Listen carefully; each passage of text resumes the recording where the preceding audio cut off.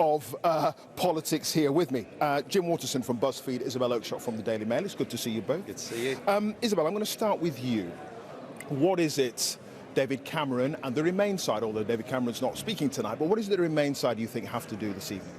Well, I think it's safety first for them at this point, because they have drawn level in the polls as far as we know. What they won't want to do is make any major slip-ups. I think the big pitfall for them tonight is on immigration. That is clearly the weak point for the Remain campaign. It's the subject that they have been desperate to avoid throughout. Every time they're asked about it, David Cameron tries to move the conversation back onto more what he feels is more comfortable ground for him, which is the economy.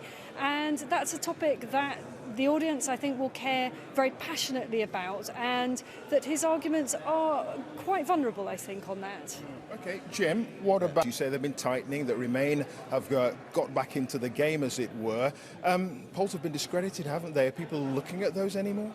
You know, it's so difficult for us, have a moment of pity for us commentators, because really it's all we've got to go on. Of course, if you're a politician and you're out all day, every day, talking to people, and particularly if you're moving all around the country like the different battle buses are, then you have, some anecdotal evidence. But in the end, the polls are all we've got by way of science, and what we know is that they have been pretty level, but we have to take them with a pinch of salt, and that's why I don't think anybody sensible is making confident predictions at this point. I have the sort of horrible feeling that we're all going to, whatever happens, we're all going to be quite surprised by it, whichever way it goes. Yeah, we're all going to be caught out. Jim, interesting tonight, we've got